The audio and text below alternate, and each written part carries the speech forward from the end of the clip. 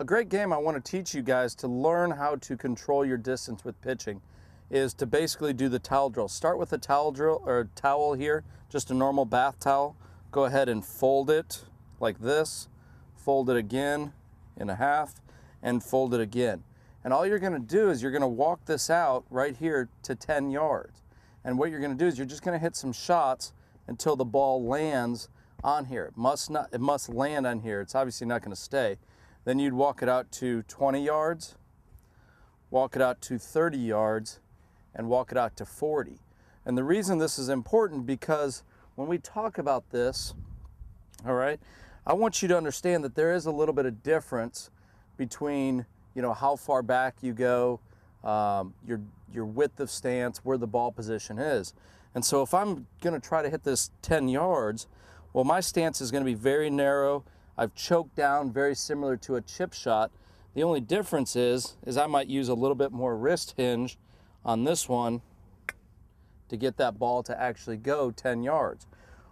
Well, I'm going to be limited if I start going to 20 yards or 30 yards from this, having choked down, my weight left like this. So I'm going to have to make the club longer. I'm going to have to get a little bit further away. And again, let's say I'm at 20 yards now. Well, this ball is still back in my stance. Well, if I start hitting some shots, well, I'm okay. There's a little bit of divot here.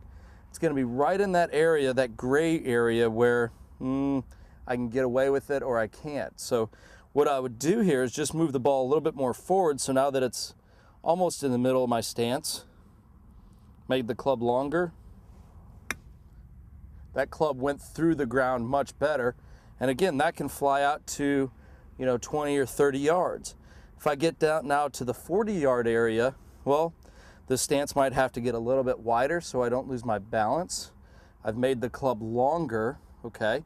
Remember, if you want to hit the ball low, you want to choke down and get really close to it, okay? Just like this, but that also limits how hard I can hit it. So at this distance, 40 yards, I'm pretty far away, so I need to get further away. Ball's more forward, weight 60% left, back, and through. And what you're going to notice about technique here is a couple things, okay? When I swing back, obviously I'm using some wrist, and when I come through, very similar to the chipping, I don't want to burn myself. I don't want to let this left wrist break down. Well, I'm eventually going to have to carry it through to either one of two things. I'm going to release it like a full swing, or I'm going to have to learn to release the club without releasing the toe. What do I mean by that? Okay, if I swing through and I let my hands cross over, I've released the club, I've also released the toe, okay? This way, I've released the face. That's going to produce more of that draw shot that you want to see. Well, what we're going to be doing differently here with wedges is we need to learn how to release the club without releasing the toe. So if you can do this at home, if you can just show me what impact looks with my weight left, hands left, just like this, my hips are open, my shoulders are open, and from here, just slowly go through to this point where if I go any further, I'm going to get it out of my back, and we don't want that. But now I have to release my left arm and hold it here with the face still open. It's almost as if from down the line here, I want the angle of the shaft this way, okay? I do not want the club to release this way. I want the angle of the shaft to stay this way, almost as if I'm going to bonk myself in the head this way.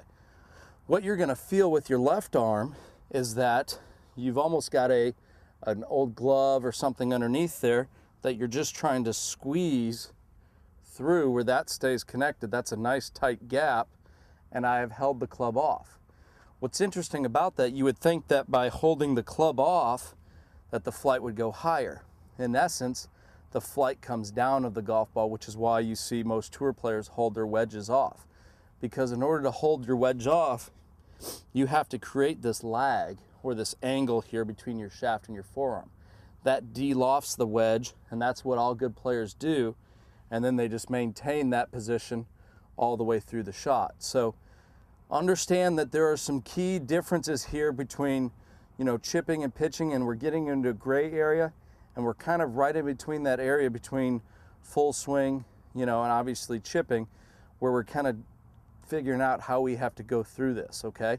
But there is a difference between wedges and the normal full swing.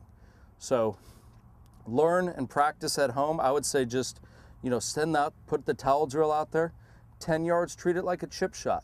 Notice when you get to 20 yards, you're gonna start digging the club in, okay? So you gotta put the ball more forward, and you're gonna have to learn, and then how to hit that shot. And when you get to 40 yards, just practice for a while, if you have to, hitting it like the chip shot like this, okay? Well, eventually you're gonna wanna learn to